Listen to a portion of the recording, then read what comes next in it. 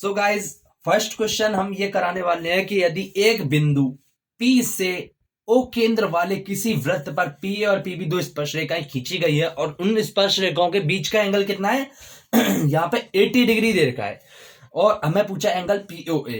तो सबसे पहले देखते हैं ये पूछा है तो ये चीज है क्या। सबसे पहले हम डायग्राम बनाते हैं, उसके थ्रू हम समझने की कोशिश करते हैं। तो सबसे पहले देखते हैं कि एक बिंदु P से यानी बाहर कोई बिंदु P है उससे स्पर्श रेखा खींच रहे हैं वो केंद्र वाले वृत्त पे। तो मैं एक वृत्त बना लूंगा जैसे मैं जनरली बनाता हूं, दैट इज अ सर्कल बना लिया। अब एक बाह्य बिंदु P मान लिया, ये रहा P, इससे केंद्र O वाले यानी केंद्र O, ये रहा centre O। Is it clear. अब मैंने जो लाइन पढ़ी एक बिंदु P मान लिया से O केंद्र वाले किसी वृत्त, O केंद्र वाले एक वृत्त बना लिया पर P और P भी स्पर्श रेखाएं खींची जा रही है। तो ये खींच ली, एक तो इस तरफ खींच लिया। आई होप गाइस ये आपको क्लियर दिख रहा हो। एक तो लगभग ये रही स्पर्श रेखा टच होते हुए जा रही है, इज इट क्लियर। और एक ऐसे जाएगी, आपको ये पता होगा कि एक पॉइंट से दो खींच ली मैंने स्पर्श रेखाएं। तो एक तो पी ए है और एक पी बी, यानी एक तो ए पॉइंट एक बी पॉइंट, यानी पी ए और पी बी दो स्पर्श रेखाएं खींची गई हैं और ये स्पर्श रेखाएं परस्पर 80 डिग्री एंगल पर झुकी हैं। यानी जो ये पी और पी बी स्पर्श रेखाएं वो आपस में 80 डिग्री एंगल पर झुकी हुई है। तो हमसे पूछा क्या है, एंगल पी ओ ए, यानी पी ओ ए, यानी हम चलूंगा पी चलूंगा फिर ओ चलूंगा ए चलूंगा, तो हमारे पास ये एंगल पूछा। Is it clear. ये हमारा पास एंगल पूछा। यूपी समझ में आ गया होगा। एंगल पी ओ ए का मतलब है कि पी, फिर इसको मैं डैश डैश से दर्शा देता हूं, पी से ओ गया, पी से ओ गया, ओ से मैं ए गया। Is it clear. तो ये क्या है, ये एंगल पूछा है हमारे पास, हमें ये एंगल पूछा है। मैं क्या करूंगा, मैं ऐसा कर दूंगा, इस एंगल को नापने से बढ़िया मैं ये पूरा नाप लेता हूं। इसको एक स्पर्श रेखा इधर खींच देता हूं। Is it clear. ये एक टेंजेंट खींच दी गाइस, सॉरी टेंजेंट नहीं, ये हमने एक रेडियस खींच दी। आपको पता होगा सेंटर से मैं बाहर सरफेस के पॉइंट पे मैं लाइन खींच रहा हूं तो वो रेडियस होती है और एक ये भी रेडियस है। Is it clear. तो मैं क्या करूंगा, ये पूरा एंगल नाप लूंगा। Is it clear. पूरा एंगल नाप लूंगा तो मेरे को पता है कि ये पूरा जितना भी आएगा, और ये कितना होगा, इस पूरे का आधा होगा ना, ऑब्वियसली आधा ही होगा। जैसे कि सपोज करो ये आ गया हमारे पास 100 आ गया, तो ये कितना हो जाएगा, ये हमारे पास 50 हो जाएगा। बराबर बराबर हो जाएंगे। क्यों बराबर हो जाएंगे, क्योंकि गाइस ये दोनों सर्वांग समत्रिभुज हैं, दोनों सर्वांग समत्रिभुज हैं। तो इनके दोनों कोण बराबर हो जाएंगे, दोनों कोण बराबर हो जाएंगे, दोनों कोण बराबर हो जाएंगे। दैट मीन्स के ये दोनों आधे आधे हो जाएंगे। Is it clear. ये दोनों आधे आधे हो जाएंगे। तो सपोज करो ये पूरा 100 था तो ये 50-50 हो जाएंगे। Is it clear. आइए समझ में आ गया होगा। आप सोच रहे होंगे सर्वांग सम कैसे हो गए। तो गाइस देखो इस वाले त्रिभुज में सबसे पहले मैं सर्वांग सम सिद्ध करवाता हूं, उसके बाद करता हूं आगे। इस वाले त्रिभुज में जो ये वाला त्रिभुज और इस वाले त्रिभुज में जो ट्राइंगल ओ ए पी में, O A P and triangle O B P में, ट्राइंगल ओ बी पी में है ना। Is it clear. क्या क्या है, ओ ए बराबर ओ बी है। आपको पता होगा दोनों रेडियस है, इक्वल होती है, तो ओ ए बराबर ओ बी है क्योंकि ये रेडियस है। क्या है, रेडियस यानी त्रिज्या है। और क्या है, अब और क्या है, और ये देखो दोनों में ये त्रिभुजा सेम आ रही है ना, ये साइड दोनों में सेम आ रही है। इस वाले त्रिभुज में भी ये आ रही है और इस वाले त्रिभुज में भी देखेंगे तो भी ये आ रही है। तो ये ओपी बराबर ओपी सेम आ रही है। Is it clear. उभयनिष्ठ भुजा। Is it clear. I hope समझ में आ गया होगा। और गाइस एक चीज और ध्यान रखो कि 90 डिग्री होगा, मैंने बताया है। बारिश की वजह से भीगने से आवाज थोड़ी बोला नहीं जा रहा, तो गाइस कोऑपरेट करने की कोशिश करें। तो क्या ये स्पर्श रेखा है। Is it clear. और ये रेडियस, तो मैंने बताया था आपस में 90 डिग्री का एंगल होता है, और ऐसे ये भी स्पर्श रेखा और ये भी रेडियस है तो ये भी 90 डिग्री हो जाएगा। तो ये दोनों एंगल भी बराबर है। तो एंगल ए बराबर एंगल बी बराबर 90। तो ये क्या होगा, ये सर्वांग समत्रिभुज होगा। Is it clear. आरएचएस से, आरएचएस क्यों होता है, क्योंकि अगर 90 डिग्री आ रहा हो ना तो आरएचएस सर्वांग समता हो जाती है। आरएचएस सर्वांग समता से क्या हो गई, ये सर्वांग सम हो गए। Is it clear. अब आपको पता है अगर दो त्रिभुज समान है, सर्वांग सम है, तो उनकी हर चीज सेम होगी। उनका इसमें इस वाले त्रिभुज में ये वाला कोण, ऐसे इस वाले त्रिभुज में ये वाला कोण, ये दोनों बराबर होंगे, इसलिए दोनों बराबर होंगे। इसलिए ये angle P O A, angle P O A plus बराबर हो जाएगा एंगल पी ओ बी के। Is it clear. Angle P O B के। और वैसे भी हमें ये करने की जरूरत नहीं है, हमें पता है ये दोनों बराबर बराबर होंगे ना, ऑब्वियसली दिख ही रहा था। अब क्या करूंगा, सबसे पहले मैं ये पूरा निकाल लूंगा। Is it clear. पूरा निकालने के बाद क्या करूंगा, पूरा निकालूंगा फिर उसका आधा कर दूंगा, वो इसके बराबर हो जाएगा। ये क्यों आधा कर रहा हूं आपको समझ में आ गया होगा। तो पूरा कैसे निकालूंगा, मुझे पता है कि ये देखो 1 2 3 ये 4 भुजाएं चतुर्भुज बन गया ना। Is it clear. तो इन चारों भुजाओं का जो जोड़ूंगा, एंगल जोड़ूंगा चारों भुजाओं का, इसको इस पूरे को, इसको और इसको, तो ये कितना आ जाएगा, ये 360 होना चाहिए। मैं कई बार रिपीट कर चुका हूं, 4 होते तो 360, 3 होते तो 180 होता है ना। तो सबसे पहले करूंगा एंगल ए वाला, एंगल ए, या फिर पूरा लिख लेता हूं या इतना ही रहने देता हूं, angle A plus plus angle B plus angle B plus angle P A वाला बराबर 360 डिग्री। अब क्या करूंगा, एंगल ए 90 डिग्री है मुझे पता है, प्लस एंगल ओ मुझे पता नहीं है, प्लस एंगल बी भी 90 डिग्री होगा, प्लस एंगल जो है पी मेरे पास 80 डिग्री क्वेश्चन में दे रखा है, तो 80 हो जाएगा। Is it clear? That is 360। जब मैं इनको जोड़ूंगा तो एंगल ओ प्लस इन तीनों को जोड़ूंगा तो आ जाएगा 90, 90, 180 और 80 हो जाएगा, ये 260। कितना हो जाएगा? 260 हो जाएगा। और इस तरफ 360। मुझे ये चाहिए तो इसको मैं दूसरी तरफ भेजूंगा, तो एंगल ओ क्या आ जाएगा? 360 minus 260 that is 100 degree. 100 degree. तो आई होप ये पूरा हमारे पास 100 आ गया, और हमारे पास ये पूरा एंगल ओ ये वाला पूरा है, ये पूरा मेरे पास कितना आ गया? 100। और मुझे क्या पूछा है? पी ओ ए, यानी ये वाला पूछा है, तो मुझे पता है ये क्या हो जाएगा, इस पूरे का आधा हो जाएगा ना, इस पूरे का। Is it clear? यानी मुझे एक तरह से एक पूरी रोटी दे रखी है, और मैं पूरी रोटी का मुझे भार दे रखा है। सपोज करो वेट पूरी रोटी का 50 किलोग्राम है, फिर मुझसे पूछा है आधी रोटी का कितना हो जाएगा, तो मैं आधा 2 से डिवाइड कर दूंगा, ऐसे इसमें 2 से डिवाइड करूंगा, तो एंगल पीओए कितना आ जाएगा? पीओ आ जाएगा 100/2 आ जाएगा। Is it clear? I hope ये आपको क्वेश्चन समझ में आ गया होगा। That is 50 degree answer. I hope ये क्वेश्चन आपको समझ में आ गया होगा। अगर आपको ये क्वेश्चन बढ़िया लगा तो हमें थम्स अप करके बताइए। अब विदाउट वेस्टिंग आवर टाइम हम नेक्स्ट क्वेश्चन पे आते हैं। आप यहाँ पे देख सकते हैं गाइस, ये क्या थोड़े क्वेश्चन डायग्राम भी बनाना था इसमें, और क्या है काफी सारे बाद में बड़े बड़े क्वेश्चन आएंगे, तो वो व्हाइट बोर्ड है ना उस पर पॉसिबल नहीं था, क्योंकि हमारे पास जो अभी प्रेजेंट कंडीशन के हिसाब से जो व्हाइट बोर्ड है वो काफी छोटा है, तो उसमें ये सारी चीजें एक बोर्ड में करवाई नहीं जा सकती, क्योंकि फिर ये बड़ी बड़ी चीजें होती है और काफी थोड़े कैलकुलेशन से होते हैं इसमें, इस तरीके के क्वेश्चनों में, तो क्या फिर बच्चों को कंफ्यूजन होगा, क्योंकि मिटा दूंगा फिर लिखूंगा उस तरीके से। तो मैं सोचा कि एक कॉपी में सीधे सीधे सिस्टमेटिक तरीके से बताता हूं, और जब छोटा टॉपिक आएगा या फिर जो ज्यादा इसमें ज्यादा बड़े सारे नहीं होंगे, प्रूफ वाले नहीं होंगे, तो उनको मैं बोर्ड पे करवाऊंगा, तो घबराने की जरूरत नहीं है। मैंने सिर्फ एक प्रॉपर एक यही लेक्चर लिया है जो मैं कॉपी में करवाऊंगा, बाकी फिर मैं व्हाइट बोर्ड पर वापिस आ जाऊंगा। सो एक बिंदु ए से जो एक वृत्त के केंद्र से 5 सेंटीमीटर दूरी पर है, तो सबसे पहले मैं वृत्त बना लेता हूं, मुझे जो दे रखा है वो बना लेता हूं। Is it clear? मेरे को दे रखा है ये एक सर्कल बना लिया। क्वेश्चन पढ़ो, बस उसको उतार दो अपने आप ही, ज्यादा कुछ मत पढ़ो, एक लाइन पढ़ो उसको कर दो। मेरे जो है सर्कल पे मत जाना, क्योंकि लगभग ये गलत सर्कल बनाया है, पर इसमें सर्कल बनाने से मेन आंसर निकालना। Is it clear? क्योंकि रचना वाले में जरूर आएगा, जब आपको रचना वाले करवाने सिखाएंगे ना भाई कि कैसे ड्रॉ करते हैं, ट्रायंगल कैसे बनाए, एक जो रेखाखंड है उसको कैसे किस 3:4 में कैसे डिवाइड करेंगे, वो सब फिर रचना के हिसाब से करवाए जाएंगे। पर अभी रचना वाला टॉपिक नहीं है ना ये, तो इसीलिए इसमें थोड़ा बहुत चलता है। ये मैंने कच्चा चित्र बनाया। तो एक बिंदु ए से जो एक वृत्त के केंद्र से 5 सेंटीमीटर दूरी पर है, वृत्त पर स्पर्श रेखा की लंबाई 4 सेंटीमीटर, यानी ए से किसी बिंदु ए से हमने स्पर्श रेखा खींची तो ऑब्वियसली बाहर होगा, है ना, क्योंकि बाहर ही देखा ना 5 सेंटीमीटर दूरी पे केंद्र से। तो मैं इसको कहा यहां मान लेता हूं, लगभग यहां पे मान लेता हूं ए। अब इससे स्पर्श रेखा में खींचूंगा, क्योंकि दे रखा है ना स्पर्श रेखा दे रखा है, ए से स्पर्श रेखा खींच ली। Is clear? अब मुझे दो तो नहीं दे रखा, इसमें दोनों दे रखी थी ना, दोनों स्पर्श रेखा, इसलिए 2 खींची थी। इसमें सिर्फ एक ही स्पर्श रेखा दे रखी है, एक ही कह रखा है स्पर्श रेखा, तो मैं एक ही खींचूंगा। दोनों खींच लो, कोई जरूरत नहीं है, वो जरूरत नहीं है, खींचना चाहो तो खींच लो, नहीं खींचना चाहो मत खींचो। तो फिर भी हम पढ़ते हैं, एक बिंदु ए से, बिंदु ए मान लिया, एक वृत्त के केंद्र, एक वृत्त मान लिया। Is it clear? वृत्त लिया, केंद्र से 5 सेंटीमीटर दूरी पर है, यानी कि ये जो बिंदु ए है वो सेंटर से 5 सेंटीमीटर की दूरी पे है। तो इसका मतलब है कि ये जो दूरी है ये कितनी है मेरे पास? ये 5 सेंटीमीटर। आई होप समझ में आ गया होगा। 5 सेंटीमीटर। मैं कहूं कि एक बंदा ए पे खड़ा है, एक सेंटर पे खड़ा है, इनके बीच की दूरी 5 सेंटीमीटर है, तो इसका क्या मतलब है? इसका मतलब है कि ये दूरी 5 सेंटीमीटर। Is it clear? तो 5 सेंटीमीटर की दूरी पे है, और जो स्पर्श रेखा की लंबाई 4 सेंटीमीटर है, यानी जो ये स्पर्श रेखा है ना ये यहां तक। गाइस ये भी ये आगे भी बढ़ती जाएगी, पर हम स्पर्श रेखा की लंबाई जहां तक पॉइंट टच करता है ना सर्कल को, वहां तक लेते हैं, और जहां से पॉइंट स्टार्ट होता है वहां तक ये डिस्टेंस लेते हैं स्पर्श रेखा की लंबाई में। और ये हमारे पास 4 सेंटीमीटर दे रखी है यहां से यहां तक। Is it clear? मैं इसको सेंटर से मिला दूंगा। और मुझे क्या पूछा? मुझे रेडियस पूछी, यानी ये त्रिज्या पूछी है। आपको पता है ये त्रिज्या ही होती है, यही तो रेडियस होता है, यही पूछी है। मुझे पता है 90 डिग्री होगा, मुझे प्रमेय पता है कि स्पर्श रेखा है ना और सेंटर को अगर मिलाते हैं हम, तो जो रेडियस रहती है ना, इनके बीच का एंगल कितना होता है? ये एंगल रेडियस, और जो ये जो क्या कहते हैं इसको टेंजेंट कहते हैं, उसके बीच का एंगल 90 डिग्री होता है। अब मुझे दिख रहा है भाई कि मैं इसको एक तरह से मोड़ देता हूं, फोल्ड कर देता हूं, तो आप देख सकते हैं कि 90 डिग्री एंगल हो गया। Is it clear? ये इसके सामने क्या हो गया? कर्ण हो गया। Is it clear? ये कर्ण हो गया। तो बस पाइथागोरस थ्योरम, 90 डिग्री आ जाए तो पाइथागोरस लगा दो। तो भाई पाइथागोरस थ्योरम 5 का स्क्वायर, यानी क्योंकि कर्ण नहीं, 5 का स्क्वायर बराबर होते हैं, बाकी तो भुजाओं उनको स्क्वायर करके जोड़ देते हैं। तो 4 का स्क्वायर प्लस मुझे रेडियस पता नहीं, वो मैंने आर मान ली, आर स्क्वायर, या फिर आप कुछ भी मान लो। बेसिकली हमने निकालना ये लास्ट वाला ही है। तो 5 का स्क्वायर कितना होता है? 25 होता है।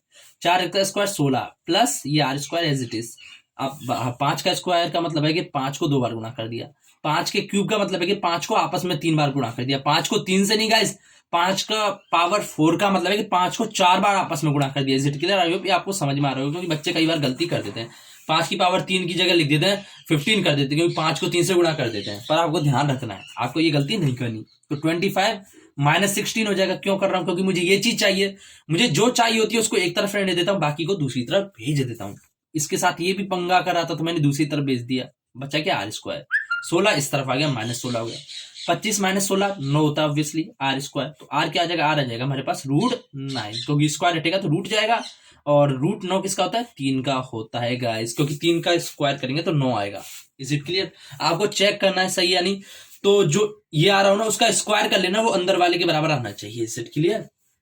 तो ये हो जाएगा हमारे पास 3 सेंटीमीटर क्या होगी इसकी रेडियस। तो हमारे पास सेकंड का आंसर आ गया 3 सेंटीमीटर। थर्ड क्वेश्चन पे आते हैं कि थर्ड क्वेश्चन है, 2 सकेंद्रीय वृत्तों की त्रिज्या 5 सेंटीमीटर एंड ये क्या है गाइस? आई थिंक ये मिस आउट हो गया, मैं इसको लिख लेता हूं। चलो 4 सेंटीमीटर मान लो।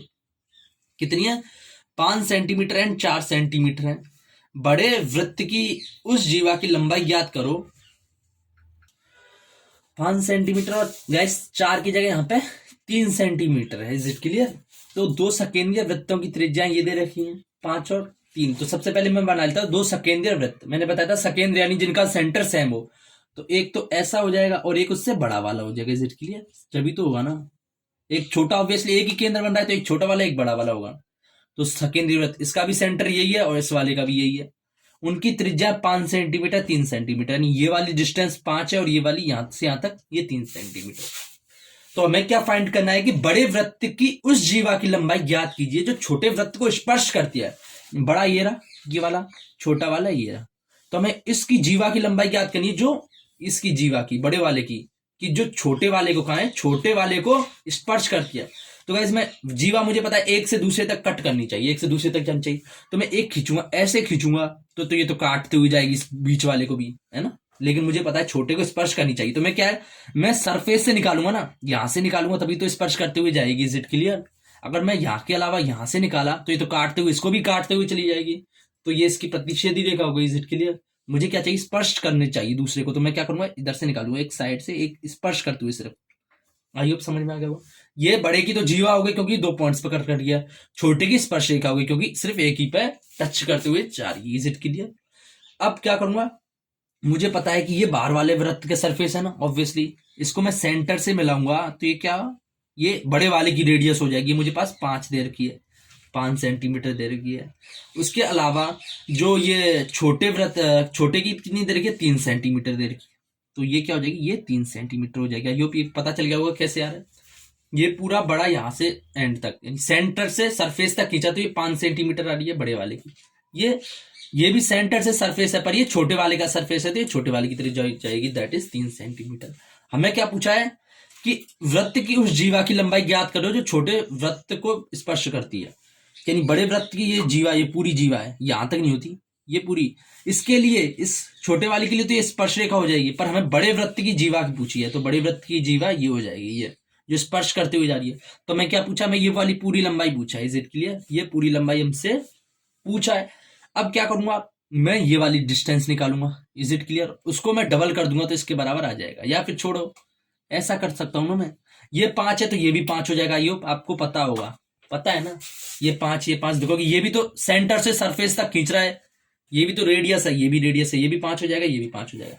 मैं क्या करूंगा, मैं ये निकालूंगा, वैसे ही ये वाली दूरी निकालूंगा और इन दोनों को जोड़ दूंगा ना तो ये पूरी मिल जाएगी। Is it clear? I hope समझ में आ गया होगा। तो सबसे पहले मुझे पता ही 90 डिग्री होगा। क्यों? क्योंकि ये देखो स्पर्श रेखा, इसके लिए तो स्पर्श रेखा है ना, और रेडियस 90 डिग्री एंगल। कई बार बता चुका हूं, बार बार से अब तो याद हो गया होगा, याद होना चाहिए आपको। अगर अभी भी याद नहीं हो रहा तो मैं कुछ नहीं कर सकता। तो इसको मैंने मान लिया, एक्स मान लिया, या फिर इसको छोड़ो, ए पॉइंट ओ मान लिया, ए मान लिया और बी मान लिया और ये सी मान लिया। Is it clear? A B C और ओ पॉइंट मान लिया, आप कुछ भी मान सकते हैं। मुझे पता है 90 है, सामने कर्ण हो जाएगा, तो पता है पाइथागोरस थ्योरम से 5 का स्क्वायर बराबर 3 का स्क्वायर प्लस ये वाला। बराबर 3 का स्क्वायर प्लस ये वाली, ये मुझे ए बी मान ली है मैंने, ए बी का स्क्वायर। Is it clear? 5 का स्क्वायर कितना हो जाएगा? 25, और 3 का square 9 plus A B square. 9 को इस तरफ भेजूंगा तो क्या हो जाएगा? 25 minus 9 that is A B square. 25 में से 9 गए तो 16 that is A B square. तो ए बी क्या आ जाएगा? ए बी आ जाएगा, स्क्वायर है तो दूसरी तरफ भेजूंगा तो रूट हो जाएगा, रूट 16। और ये किसका होता है गाइस? 4 का होता है। Is it clear? मतलब ये 4 का होता है, रूट 16। ये आपको पता होना चाहिए, क्योंकि अगर चेक कर लो 4 का स्क्वायर करेंगे तो क्या हो जाएगा? 16 ही आ जाएगा। मैंने बताया था ना, जो आंसर है उसका स्क्वायर कर लो तो इसके बराबर होना चाहिए। 4 का स्क्वायर करूंगा 4 चौक 16 होता है, तो यानी हमारे ये सही है, यानी 4 सेंटीमीटर इसका वर्गमूल होना चाहिए। तो मेरे पास 4 सेंटीमीटर ये वाला डिस्टेंस आ गया, यहां से यहां तक ये ए भी आ गया। ऐसे ही मैं बी से निकालूंगा, ये भी 4 सेंटीमीटर आएगा, है ना? कैसे निकालूंगा? उसके लिए मैं ये वाला त्रिभुज, ये भी तो 90 डिग्री होगा ना, ये भी तो स्पर्श रेखा ही है, ये भी 90 होगा। तो क्या करूंगा? 5 का स्क्वायर बराबर 3 का square plus B C square. तो वैसे करूंगा, 5 का स्क्वायर बराबर 3 का square plus B C square. तो इधर बी सी भी 4 ही आ जाएगा। Is it clear? ये भी 4 आ जाएगा, करके दे देता हूं मैं। चलो, ये क्या आ जाएगा? 5 का स्क्वायर बराबर 3 का square plus B C square, 3 का square plus B C square. 5 का 25 that is 9 plus B C square. और जब मैं इसको दूसरी तरफ भेजूंगा तो 25 minus 9 that is B C square. तो ये 16 बराबर बी सी स्क्वायर, तो बी सी क्या आ जाएगा? बी सी आ जाएगा अंडर रूट 16, और ये भी 4 सेंटीमीटर आ जाएगा, ये भी 4 आ गया। अब मुझे पता है ये पूरी जीवा की लंबाई चाहिए, मुझे ये पूरी चाहिए, मुझे ये और ये दे रखी है दूरियां, तो मैं इस यहां से यहां तक जोड़ दूंगा प्लस ये यहां से यहां तक जोड़ दूंगा, तो ये पूरी मिल जाएगी ना मुझे। आई होप ये आपको समझ में आ रहा होगा। तो ए सी क्या आ जाएगी? ये पूरी कितनी आ जाएगी? ये आ जाएगी मेरे पास ये वाली प्लस ये वाली कितनी है? ये है मेरे पास ए बी है ना, प्लस ये वाली बी सी है, और ए बी कितने? 4 प्लस बी सी 4 है, दैट इज 8 आ जाएगा। सेंटीमीटर जरूर लगाना गाइस, क्योंकि यूनिट का एक मार्क्स होता है। तो ए सी हमारे पास कितनी आ गई? 8 सेंटीमीटर, और हमें यही जीवा की लंबाई पूछी थी। आई होप आपको समझ में आ गया होगा। और एक फोर्थ क्वेश्चन और करते हैं, और ये अभी तक के चारों क्वेश्चनों में 3 क्वेश्चन करवा दिए, चौथा है। तो अभी तक में ये काफी है, क्योंकि इसमें गाइस आपकी जो अभी तक तो हमने केवल प्रमेय फर्स्ट वाली करवाई है। कौन सी? फर्स्ट वाली यूज की। इसमें हम प्रमेय 2, जिसमें कि जो बाहरी पॉइंट से स्पर्शरेखा खींचते हैं तो वो इक्वल होती है, मैंने कई बार रिपीट कर चुका हूं। इस वाली चीज का इस वाले क्वेश्चन में यूज होगा। तो गाइस सिद्ध करना है। सिद्ध करने वाले क्वेश्चन में हम सबसे पहले लिखते हैं कि दिया है। क्या लिखते हैं? दिया है। दिया है, क्या लिखते हैं? दिया है। हमें दिया क्या है कि वृत्त के परिगत एक चतुर्भुज एबीसीडी। हमें मतलब जो क्वेश्चन में लिखा होता है ना, वही हम दिया है में लिख देते हैं। सिद्ध करने वाले क्वेश्चन में लिखेंगे दिया है, सिद्ध करना है, फिर उपपत्ति। Is it clear? तो दिया है वाले पोर्शन में हम लिखते हैं कि जो क्वेश्चन लिखा होता है ना, वही लिख देते हैं। तो क्वेश्चन क्या लिखा है कि एक वृत्त, क्या? एक वृत्त के परिगत एक चतुर्भुज एबीसीडी दिया है। Is it clear? एबीसीडी दिया, मैं ये लिख नहीं रही, आपको पता होना चाहिए, पर फिर भी चलो लिख लेता हूं। के परिगत एक, क्या? एक चतुर्भुज एबीसीडी। क्या? एबीसीडी हमें दिया हुआ है। फिर इसके बाद तरीका होता है सेकंड स्टेप में सिद्ध करना है। सिद्ध करना है, क्या सिद्ध करना है? सिद्ध करना है ये वाला, जो हमें ये सिद्ध करने के लिए भी दे रखा था, वो हम लिख देते हैं। A B plus C D बराबर A D plus B C. Is it clear? उसके बाद लिखते हैं हम उपपत्ति, यानी यहां से हमारा मेन प्रोसेस स्टार्ट होती है। Is it clear? तो गाइस सबसे पहले मैं क्या करूंगा कि ए बी और सी डी, हमें किसी को दूसरे के इक्वल सिद्ध करना होता है, तो हम क्या करते हैं? हम किसी एक तरफ का उठाते हैं, उसको हम दूसरी तरफ के बराबर कर देते हैं। Is it clear? जैसे मैंने इस तरफ का उठाऊंगा, ये वाला, इसको मैं इस तरफ के बराबर ले आऊंगा ना, तो हमारा सिद्ध हो जाएगा। ये समझ में आएगा होगा। जैसे जो ट्रिग्नोमेट्री का था, उसमें सपोज करो सिद्ध करना था sine theta upon cos theta बराबर टेन थीटा सिद्ध करना था, सपोज करो। तो हमने क्या किया? हमने ये उठाया था, फिर इसको हमें फर्दर सॉल्व करते गए। अगर हमारा फिर एंड में टेन थीटा आ जाता तो हम सिद्ध मान लेते थे। सेम टू सेम यही करेंगे कि हम ये वाला लेंगे, करते जाएंगे, फिर अगर ये आ जाएगा ना तो हमारा सिद्ध हो जाएगा। तो सबसे पहले A B plus C D left hand side लेंगे, left hand side, that is A B plus C D, ये वाला लिया। Is it clear? A B plus C D ये वाला ले लिया। ये किसके बराबर है? इसको लिख सकता हूं मैं जस्ट अ सेकंड गाइस। चलो हाँ, ए बी को क्या लिख सकता हूँ? ये पूरा ए बी है, ये पूरा ए बी, आप यहाँ पे देख सकते हैं ए बी है। इसको लिख सकता हूं मैं, ये पूरा ए बी है, तो इसको लिख सकता हूँ A P plus P B लिख सकता हूँ ना। इसका मतलब है कि मुझे यहां से अहमदाबाद से बंबई जाना है, बीच में पटना नाम का शहर पड़ता है। वैसे तो ये तो उल्टा हो जाएगा, पर मान लिया मैंने, पटना नाम का शहर पड़ता है, तो फिक्स उसी लाइन में पड़ता, तो मैं क्या करूँगा, अहमदाबाद से पटना और पटना से बम्बई, ये दोनों को जोड़ लूंगा, तो अपने आप ही अहमदाबाद से बम्बई का जो डिस्टेंस है वो निकल जाएगा ना। आई होप समझ में आ गया हुआ कि दो बंदे खड़े हैं, दूर दूर खड़े हैं, इज इट क्लियर, और उनके बीच में कोई एक तीसरा और खड़ा है, तो मैं उन दोनों के बीच मतलब जो बाहर खड़े हैं उनके बीच का डिस्टेंस कैसे निकालूंगा, मैं यहां से बीच वाले का डिस्टेंस प्लस बीच वाले से ये वाला, तो ये मुझे पूरा वाला डिस्टेंस मिल जाएगा ना। तो same to same A B को लिख सकता हूं मैं AP plus PB, A B को लिख लूंगा मैं एपी, इधर लिख लेता हूं AP plus PB, is it clear, यानी ए बी की जगह लिखा है मैंने, है ना। अब प्लस आ गया, सीडी की जगह सीडी, यार सीडी आप यहाँ पे देख सकते हैं, ये रहा सीडी, तो क्या सीडी है, तो ये पूरा सीडी है, तो मैं सीडी को लिख सकता हूँ ना C R plus D R, is it clear, C R plus R D, या डी आर कोई भी फर्क नहीं पड़ता, समझ में आ गया होगा। ये पूरा सी डी है, तो मैं टुकड़ों में तोड़ लिया, यहां से यहां तक का प्लस यहां से यहां तक का, तो C R plus D R, तो इसको लिख सकता हूं मैं C R plus D R. इसको मैं फर्दर ऐसे लिख लेता हूं क्लियर ढंग से, यहाँ पे थोड़ा A B plus C D, मैंने इसको लिखा A P plus P B plus C R plus D R, ये मैंने लिख लिया, ये समझ में आ गया। अब देखो गाइस, अब तो बस मैच खत्म, खेल खत्म हो गया। अब क्या कैसे खत्म हो गया, ये ऐसे खत्म हो गया कि एपी गाइस किधर है, एपी है, इज इट क्लियर। मैं इसको एक बार इक्वेशन 1 मान लेता हूं, है ना, इक्वेशन 1 मान लेता हूं। तो मुझे क्या सिद्ध करना है, मुझे एडी सिद्ध करना है ना। देखो A B plus C D को एडी और बीसी सिद्ध करना है, मुझे दिख रहा है एडी चाहिए, क्या चाहिए एडी, एडी क्या है, एडी वाली ये वाली लाइन, ये वाली चाहिए ना, इज इट क्लियर, समझ में आ रहा होगा आपको, एडी ये वाली चाहिए, तो मुझे क्या चाहिए, इसके लिए मुझे ये वाला डिस्टेंस चाहिए ना, तो मैं क्या करूंगा, मैं एपी की जगह ए एस लिख सकता हूँ, is it clear. I hope बताता हूँ कैसे लिख सकता हूँ। तो गाइस आप देख सकते हैं ये कोई बाह्य बिंदु है, बाहर है ना, सर्कल के बाहर है, फिर उससे एक ये स्पर्श रेखा खींच रही है, एक ये स्पर्श रेखा जा रही है, तो मैंने बताया था ये पूरी स्पर्श रेखा है, तो हम डिस्टेंस लेते हैं वो जहां तक कनेक्ट करती है, कॉन्टेक्ट में आती है, उस तक का ही लेते हैं।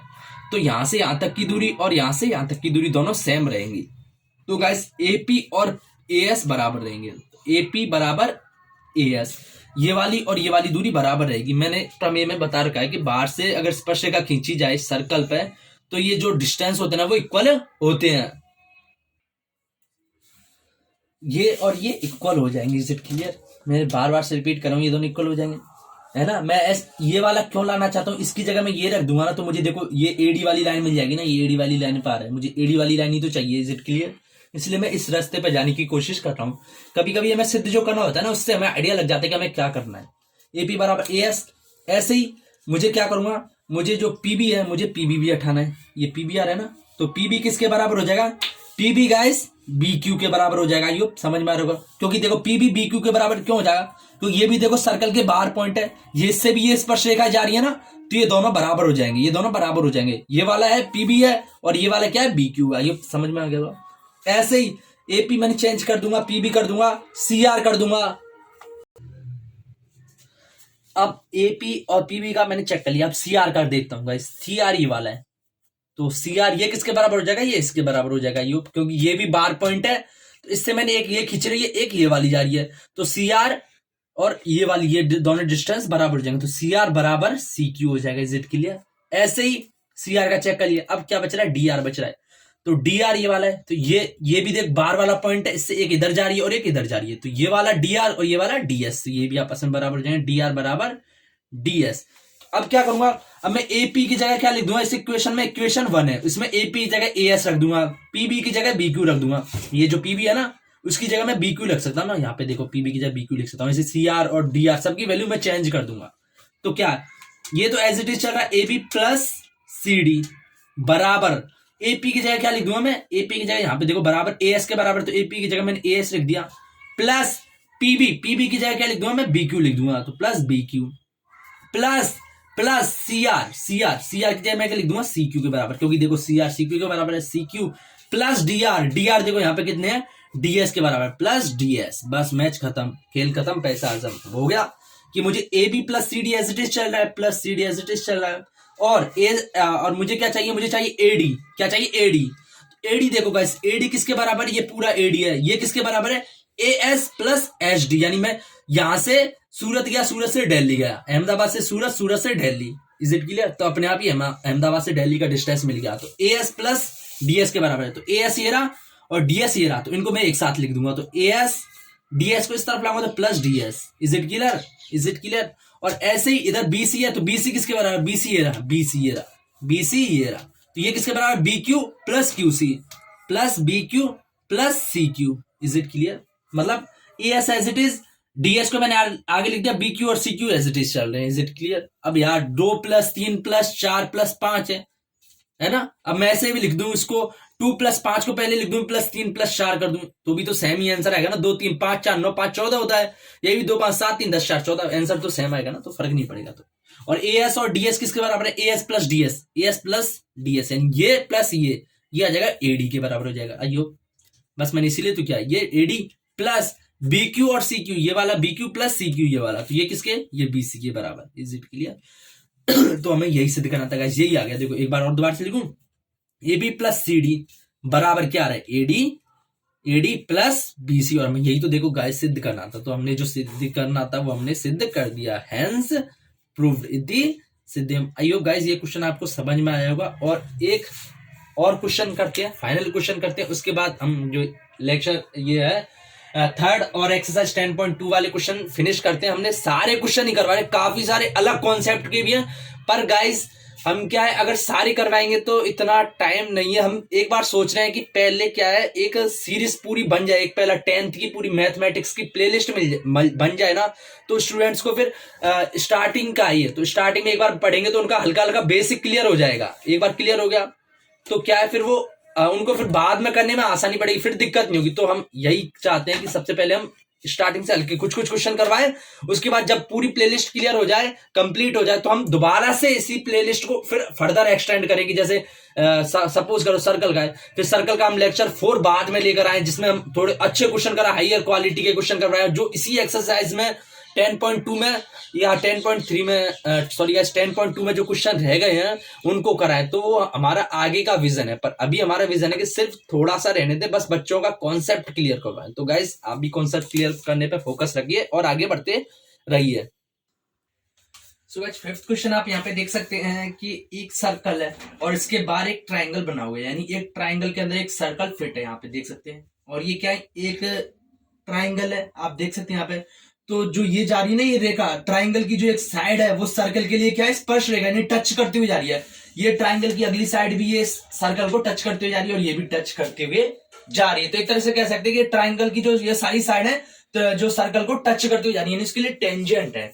और इसके साथ साथ हमें बीसी दे रखा है, यानी बीसी ये वाली चीज, ये पूरी साइड दे रखी है हमारे 6.3 सेंटीमीटर, एंड एमसी है ना ये चीज, ये वाली साइड यहां तक ये दे रखा हमारे पास 2.7 सेंटीमीटर। और हमें पूछा क्या है, हमें पूछा बीएल यानी ये वाली साइड हमें पूछी है गाइस। तो हमें घबराने की जरूरत नहीं है, क्योंकि ये वाली हमें पूछी है, क्योंकि हम पता चल गया कि बाहर से पॉइंट दिख रहे हैं। तो इस तरीके की जब अपने आप ही डिजाइन बन जाए ना कि भाई सर्कल पर टेंजेंट हो एक पॉइंट से, तो अपने आप समझ जाना है कि हमें वही प्रमेय जो सेकंड प्रमेय थी वही हमें यूज करनी होगी।